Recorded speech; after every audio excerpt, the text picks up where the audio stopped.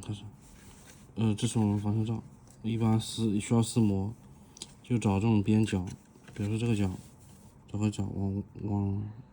那边推出一个角出来，推出个角，然后再开始撕，然后撕的时候注意不要这样撕碎，不要撕碎，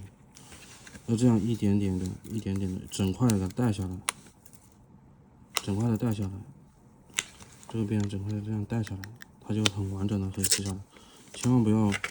这样撕碎，因为有的漏弯区这个撕碎之后不好撕。